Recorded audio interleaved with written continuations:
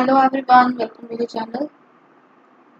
सो guys, आज हम start करेंगे अपने जो हमारी जो सिलेबस है जेकेएसएसबी सुपरवाइजर का, उसको फिफ्थ यूनिट स्पेशलाइजेशन वाले पोर्शन का फिफ्थ यूनिट है। ठीक है, इसमें देखो सबसे पहले जो मेन टॉपिक्स है वो कौन से हैं। ग्रोथ एंड डेवलपमेंट है, food nutrition health and fitness है, फिजियोलॉजिकल एंड प्रमोटिंग हेल्थ है, फूड साइंस एंड प्रोसेसिंग है, then chemical analysis of food है, then food and personal hygiene है। तो 6 इसमें सब टॉपिक्स है। ठीक है, तो इसको वन बाय वन करके हम इसको जो है वो पढ़ते चलेंगे। पहले देखते हैं ग्रोथ एंड डेवलपमेंट होता है। ठीक है, सबसे पहले किसकी बात करनी है, concept of growth and development. तो मतलब ग्रोथ और डेवलपमेंट जो है, अगर हम इसको देखें ना, तो ये सबसे बड़ी बात क्या है कि ये क्या चलती है हमारी, एक डायनामिक और प्रोग्रेसिव चेंज होती है जो एक इंडिविजुअल के अंदर देखी जाती है ओवर द टाइम।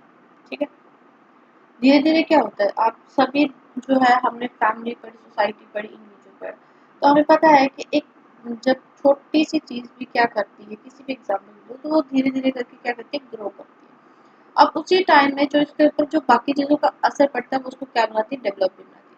हालांकि जो टर्म्स ग्रोथ और डेवलपमेंट होती है, ये अक्सर इंटरचेंजेबली यूज कर जाती है। ठीक है, मतलब लेकिन इनमें बेसिकली क्या होता है, थोड़ी सी डिस्टिंक्शन होती है, एक अलग अलग प्रोसेस होता है। तो पहले हम किसको देखेंगे, ग्रोथ के देखेंगे। ठीक है, चलिए पहले हम देखेंगे ग्रोथ होती क्या है। तो ग्रोथ जो होती है प्राइमरी रेफर की जाती है फिजिकल चेंज। जब भी हम बेसिकली बात करें तो ग्रोथ क्या होती है, फिजिकल चेंज देखी जाती है, जिसमें हमारे साइज में, हाइट में, वेट में या फिर बॉडी प्रोपोर्शन में। ठीक है, बॉडी के अंदर जब भी आपको चेंजेस दिखाई देंगी, जैसे मैंने बोला एक छोटा बेबी है वो ग्रो करेगा। ठीक है, जैसे जो बड़ा होता है वो ग्रो करता है, अगर उसी तरह से उसका वेट जो है वो इंक्रीज हो रहा है, अगर इंक्रीज हो रहा है तो उसकी ग्रो वेट ग्रो कर रहा है, हाइट इंक्रीज हो रही है तो हाइट ग्रो कर रही है। उसी तरह से बाकी बॉडी ऑर्गन्स जो होते हैं, जो बॉडी पार्ट्स होते हैं, वो इसी तरह से देखी जाती है। टिपिकली इसको हम लोग किसमें मेजर करते हैं, ग्रोथ हमेशा क्वांटिटेटिवली मेजर होती है। ठीक है, याद रखना कि ग्रोथ जो है वो मेजर किसमें होती है, क्वांटिटेटिवली होती है। ठीक है, देखो ये ग्रोथ और जो डेवलपमेंट है ना, इस पोस्ट के लिए बहुत इंपॉर्टेंट टॉपिक है, तो उसको थोड़ा सा ध्यान से देखिए। तो and can be observe through factors, इसको बहुत सारे फैक्टर्स के थ्रू देखा जाता है, जैसे हाइट मेजरमेंट्स होती है। ठीक है, वेट गेन देखा जाता है, फिजिकल मैच्योरेशन जो होती है ऑर्गन्स और टिश्यूज की, उसमें भी देखा जाता है। ठीक है, अगर आपको पता होगा तो ये क्या करते हैं, जितने भी हमारे आंगनबाड़ी सेंटर्स होते हैं ना, वहाँ पे स्पेशली एक दिन जो है सभी लोगों बच्चों को या लेडीज को जो है बुला के उनकी क्या की जाती है, मॉनिटरिंग की जाती है, जिसको बोलते हैं ग्रोथ मॉनिटरिंग करना। ठीक है, जिसमें हाइट वेट का जो है वो मेजरमेंट ली जाती है, कैसा है कैसा नहीं। ठीक है, ग्रोथ जो है उसमें अक्सर किसका फैक्टर देखने को होता है, इसमें हमेशा जेनेटिक फैक्टर्स देखने को मिलते हैं। ग्रोथ के ऊपर किस चीज का असर पड़ता है, अगर कोई पूछे कि ग्रोथ के ऊपर असर किस चीज का पड़ता है, तो ग्रोथ के ऊपर जो असर है ना, वो जेनेटिक फैक्टर्स होते हैं, जैसे कुछ न्यूट्रिशन होते हैं, कुछ हेल्थ स्टेटस होते हैं, कुछ इन्वायरमेंटल कंडीशंस हैं, या फिर हार्मोनल इन्फ्लुएंसेस भी हो सकते हैं। इन सारी चीजों के वजह से क्या होता है, पर्टिकुलरली ड्यूरिंग चाइल्डहुड और एडोलसेंस, चाइल्डहुड के पीरियड में या फिर एडोलसेंस के पीरियड में पर्टिकुलरली ये जो है, इसमें हार्मोनल चेंजेस जो है वो देखी जाती है। तो इन सारी कंडीशंस को हम लोग क्या बोलते हैं, ये सारी इम्पैक्ट डालती है किसके ऊपर, ग्रोथ के ऊपर। अब चलिए नेक्स्ट कंसेप्ट देखते हैं, वो कौन सा है, डेवलपमेंट का। ठीक है, अब देखो डेवलपमेंट क्या होती है। डेवलपमेंट जो है सबसे पहले हम बोलते हैं कि ब्रॉडर एस्पेक्ट बताती है चेंज के। ठीक है, इसमें क्या होता है, डेवलपमेंट क्या होती है, जिसमें फिजिकल, कॉग्निटिव, इमोशनल और सोशल डोमेन जो है वो क्या रहते हैं, इन्वॉल्व रहते हैं। ठीक है, क्या क्या रहते हैं इसमें, फिजिकल, सोशल, इमोशनल और कॉग्निटिव डोमेन्स। ठीक है, अब इसके अलावा जैसे हमने देखा ग्रोथ क्या होती है, क्वांटिटी होती है, तो ये क्या होती है, क्वालिटेटिव ट्रांसफॉर्मेशन होती है। ठीक है, डेवलपमेंट किसमें होती है, क्वालिटेटिव होती है। अब क्वालिटी चेक करनी है, तो इंसान की क्वालिटी चेक करने के लिए हम उसकी क्या करेंगे, हम उसकी स्किल्स देखते हैं, एबिलिटीज देखते हैं, बिहेवियर्स देखते हैं और अंडरस्टैंडिंग देखते हैं। ठीक है, और इसी के साथ साथ हम लोग क्या देते हैं, जैसे कि इंडिविजुअल क्या करता है, इंटरेक्ट करता है अपने इन्वायरमेंट के साथ और नए नए एक्सपीरियंसेस जो है वो लेता है।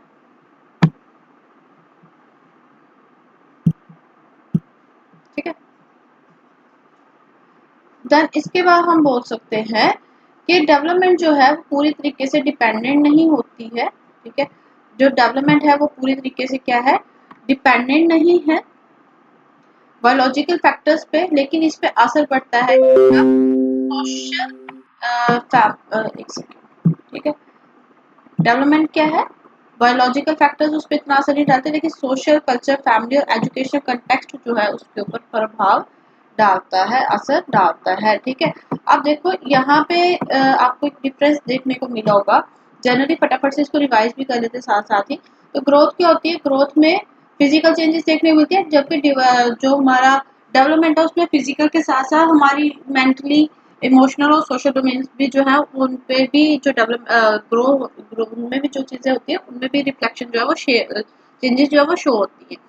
और ग्रोथ होती है वो क्वांटिटेटिव होती है, जबकि डेवलपमेंट जो होती है वो क्वालिटेटिव होती है। जो ग्रोथ है उसमें जो इन्फ्लुएंशियल होती है ज़्यादातर किसके वजह से, जेनेटिक फैक्टर्स हो जाएंगे, न्यूट्रिशन हो जाएगा, हेल्थ स्टेटस हो जाएगा, जहाँ पे कोई इन्वायरमेंटल कंडीशंस या हार्मोनल इन्फ्लुएंसेस होंगे। ठीक है, जबकि डेवलपमेंट में होता है बायोलॉजिकल फैक्टर्स इतना ज़्यादा असर नहीं रखते हैं, लेकिन सोशल, कल्चर, फैमिली और एजुकेशन कंटेक्स्ट जो है वो मैटर करता है। तो देखो कई बार आप देखते हो ना कि अगर कईयों के पेरेंट्स जो होते हैं उनको उनकी हाइट लंबी होती है, ठीक है, तो वो बच्चे भी क्या होंगे, बच्चों की भी हाइट क्या होती है, अक्सर देखा जाता है तो उनकी हाइट में वो भी क्या है, लंबे है। इट मीन उनका बायोलॉजिकल वो उसकी ग्रोथ को रिफ्लेक्ट करता है। देखिए जब आप देखते हो कि एक ही फैमिली है लेकिन उनकी सोचने का तरीका क्या है, अलग अलग है। ठीक है, सोशल कल्चर क्या है, क्योंकि हो सकता है जो पहले उनके एंसेस्टर मतलब जो उनके पेरेंट्स हैं, जो ग्रैंड पेरेंट्स हैं, उनकी सोसाइटी वो किस तरीके माहौल में रहे हैं, और जो छोटे बच्चे हैं घर के वो किस माहौल में पढ़ लिख रहे हैं या किस बैठ रहे हैं, तो उन पे क्या होगा, उनकी डेवलपमेंट पे असर पड़ेगा। ठीक है, तो this is about the growth and development. अब देखते हैं की एस्पेक्ट ऑफ डेवलपमेंट इंक्लूड। की एस्पेक्ट्स देखेंगे तो सबसे पहले इसमें क्या देखेंगे हम, की एस्पेक्ट्स में, की एस्पेक्ट्स में देखेंगे कॉग्निटिव डेवलपमेंट। कॉग्निटिव किसको बोला जाता है, जो हमारी thinking, reasoning, problem solving, language, memory, skills के बारे में बात करते हैं, उसी को हम लोग क्या बोलते हैं, कॉग्निटिव डेवलपमेंट बोलते हैं। ठीक है, यानी कि इंसान की मेंटल डेवलपमेंट कैसी हुई है, किस तरीके से वो कंसेप्ट को समझ सकता है, वो वाली जो डेवलपमेंट होती है that relates with the cognitive development. ठीक है, जो लोग किसी टीचिंग प्रोफेशन के साथ या किसी साइकोलॉजी या किसी ऐसी चीज़ों के साथ रिलेट करते हैं उनको पता होगा कि कॉग्निटिव वर्ड जो है वो हमेशा मेंटल एबिलिटीज के साथ क्या रहता है, लिंक्ड रहता है। ठीक है, अब जैसे कोई बात ही कर रहा है तो उसकी लैंग्वेज स्किल्स क्या है, उसने सीखी है ना, वो चीज़ें उसने याद की है कि how to pronounce the words. ठीक है, जो चीज़ें वो कितनी हद तक याद है। नेक्स्ट देखते हैं, next is the emotional development. Emotional development क्या होता है, जिसमें रेगुलेशन और एक्सप्रेशन जो होते हैं इमोशंस का, यानी कि इमोशनली इंसान कितना स्ट्रांग है, कितना सेल्फ अवेयर है। ठीक है, सेल्फ रिलायंट कितना है, एम्पैथी है, सिंपैथी है, जो भी इमोशंस है, लव, फेयर, एनीथिंग, तो वो सारी किस में आती है, इमोशनल डेवलपमेंट में आती है। इमोशनल डेवलपमेंट जो है वो इंडिविजुअल का परसेप्शन और रिस्पॉन्ड करने का to their own feeling and those of others जो है वो बताता है। कि अगर ये हमारे इमोशंस ही है कि अगर कोई हमसे गुस्से से बात कर रहा है, चाहे हम किसे, और हम कितने अवेयर, अगर हम सेल्फ अवेयर है कि इस बंदे का इस वक्त जो जो गुस्सा कर रहा है इसका जेन्युइन है, जब बेवजह कर रहा है, तो हम उसी तरह से उसको रिएक्शन देते हैं। ठीक है, इवन कि कई बार हमें खुद भी गुस्सा आता है लेकिन हम उसको क्या कर देते हैं, उसको पेशेंस के थ्रू बर्दाश्त कर लेते हैं। तो वो क्यों है, क्योंकि हम लोग इमोशनली क्या होते हैं, डेवलप होते हैं। ठीक है, now the next development is the social development. Next कौन सी डेवलपमेंट होती है, सोशल डेवलपमेंट। सोशल डेवलपमेंट हमेशा बात करती है किसकी, एक्विजिशन ऑफ सोशल स्किल्स की, इंटरपर्सनल रिलेशनशिप्स और अंडरस्टैंडिंग होती है इसमें सोशल नॉर्म्स और रोल्स की। देखो इसमें क्या रहता है, आप जिस तरीके से सोसाइटी के अंदर कम्युनिकेट करते हो, लोगों के साथ घुल मिलते हो, कोई फंक्शन अटेंड कर रहे हो, अटैचमेंट्स आपकी अलग अलग है, तो वो सारे कंटेक्स्ट क्या बताता है, हमारा सोशल डेवलपमेंट बताता है। देन उसका होता है psycho social development. Psycho social development जो है इसमें क्या होता है, साइकोलॉजिकल और सोशल एस्पेक्ट्स दोनों मैटर करते हैं। ठीक है, जैसे कि एरिक एरिक्सन की जो साइकोलॉजिकल स्टेज है उसमें क्या किया है, उसने डिस्क्राइब किया है, होता है ये जो फ्रेमवर्क है ना साइको सोशल का, ये क्या बताता है हमें, इंडिविजुअल आइडेंटिटी डेवलपमेंट की बात करता है। ठीक है, ये जो फ्रेमवर्क है साइको सोशल का, ये इंडिविजुअल आइडेंटिटी डेवलपमेंट की बात करता है, और उसी के साथ साथ सोशल रिलेशनशिप और रिस्पॉन्सिबिलिटी जो होती हैं पूरे के पूरे उसकी जिंदगी में, जिस तरह से वो सोशली लोगों के साथ जुड़ा होता है, जो जो उस पर जिम्मेदारियां बढ़ती है, उन सभी के बारे में ये बात करता है। यानी कि उसकी सोच क्या है, उसका लिंक क्या है किसी के साथ, वो किस तरीके से अपनी जिम्मेदारी निभा रहा है, जब उन जिम्मेदारियों से भाग, that is psycho social development. Then next is the moral development. ठीक है, मोरल डेवलपमेंट भी बोलते हैं इसको। देन इसके बाद होता है, इसमें क्या होता है, एथिकल प्रिंसिपल्स की बात होती है, ठीक है, एथिक्स की बात आती है, वैल्यूज की बात आती है और मॉरल रीजनिंग की बात आती है, ठीक है। अब इसमें देखो एक डेवलपमेंट रहती है सेंस ऑफ राइट्स की, मतलब मॉरल डेवलपमेंट में क्या होता है, हमें ये पता होता है, जो लोग मॉरली स्ट्रॉन्ग होते हैं ना, उनको पता होता है कि what is senses of right और रॉन्ग की उनकी सेंसेस होती है, ठीक है। उसी तरह से वो क्या करते हैं, कोई भी डिसीजन लेंगे वो ये सोच समझ के ही लेंगे कि वो किस तरीके से। अब नेक्स्ट आता है मोटर डेवलपमेंट। मोटर डेवलपमेंट में क्या होता है, अब जैसे हम लोग बोलते हैं मोटर, ठीक है, इसमें होता है ग्रॉस मोटर स्किल और फाइन मोटर स्किल दोनों आती है, ठीक है। यानी कि हमारी ग्रॉस मोटर स्किल्स होते हैं, जो हम चलते फिरते भागते हैं दौड़ते हैं लेटते, ये सारी कौन सी हमारी मोटर स्किल्स है।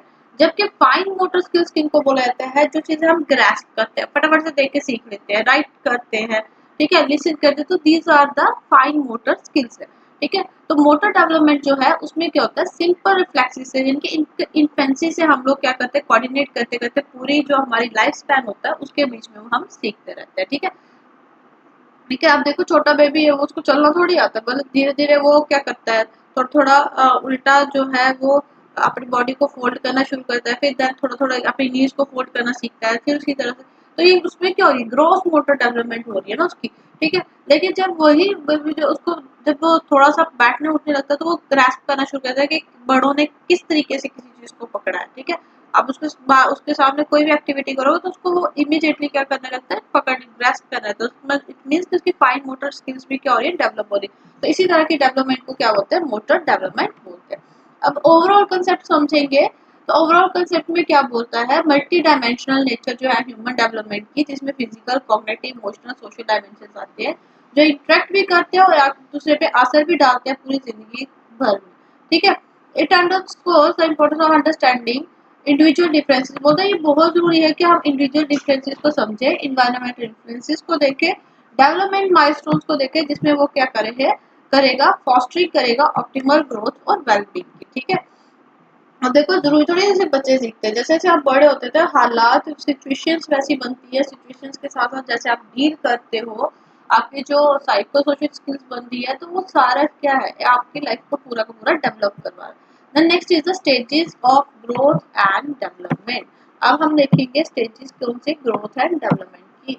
तो बोलते हैं स्टेजेस जो है वो क्या है, refer to the sequential and predictable pattern है, ठीक है। ये जो स्टेजेस है ये क्या है, एक सीक्वेंस में बनाई गई है और प्रिडिक्टेबल करके बनाई गई है, कि जिसमें पैटर्न बताया जाता है फिजिकल, कॉग्निटिव और इमोशनल, सोशल चेंज का, जिसमें ये बताता है कि एक इंसान जो बर्थ से अडल्टहुड तक वो कैसे कैसे चलता है। तो ये स्टेजेस है, इनमें क्या है, कुछ फेसेस है, इनको अब हम देख लेते हैं वन बाय वन।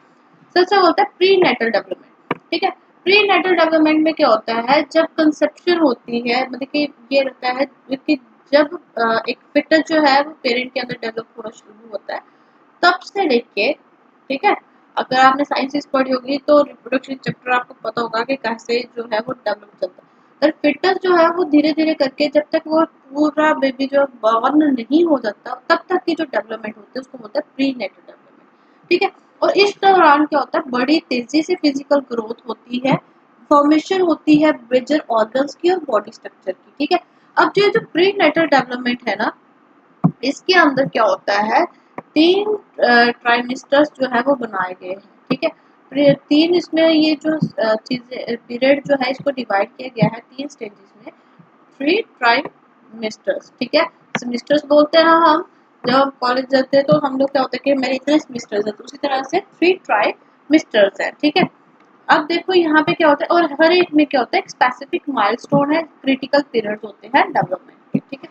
अब प्री नेटल डेवलपमेंट के बाद अब बेबी बॉर्न होगा, अब उसके बाद नेक्स्ट जो पीरियड आएगा दैट इज द इन्फेंसी। कौन सा आएगा, इन्फेंसी। अब इन्फेंसी को ये आप पहले भी पढ़ चुके हैं, तो इसको मैं इतना ज्यादा डिटेल में नहीं जाने वाली, ठीक है।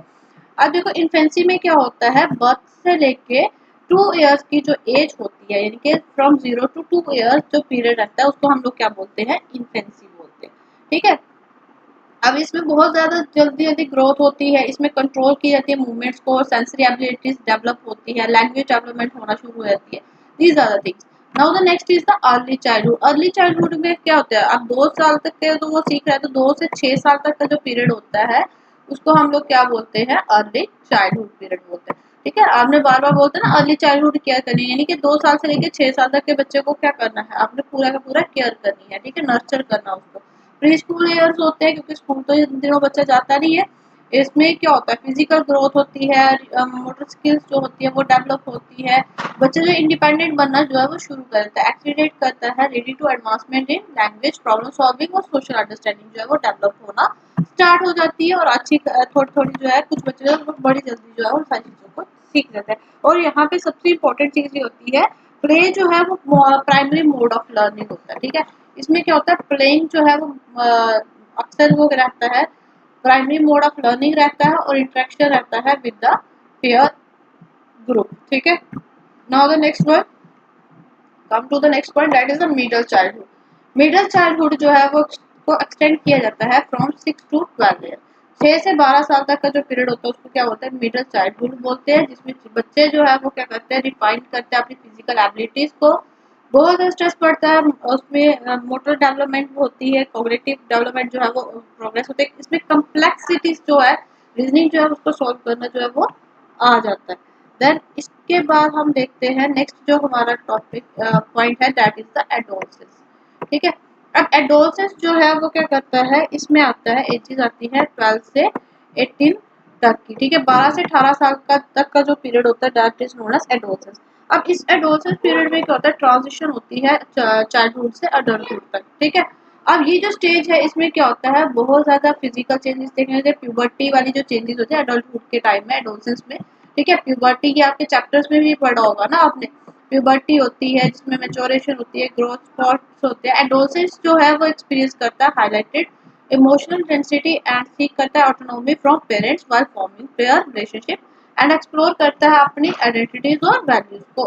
Then the next is the young adulthood, ठीक है। नेक्स्ट पॉइंट कौन सा है, यंग अडल्टहुड। तो 18 से 40 इयर्स की जो एज होती है, 18 से 40 साल तक का, उसको क्या होता है, यंग अडल्टहुड बोलते हैं। देन उसका होता है मिडल अडल्टहुड। मिडल अडल्टहुड होता है 40 से 65 तक की ईयर्स, ठीक है। तो 40 से 65 इयर्स तक की जो एज होती है उसमें क्या बोलते हैं, मिडल एडल्टहुड बोलते हैं, जिसमें फैमिली एस्पिरेशन जो है वो ज्यादा रहती है। लेट एडल्टहुड होते हैं जिसके 65 से बियॉन्ड का जो पीरियड है उसको क्या बोलते हैं, लेट अडल्टहुड बोलते हैं। देन नेक्स्ट है, इसी के साथ टॉपिक को क्लोज करते हैं, नेक्स्ट टॉपिक हम पढ़ेंगे कल।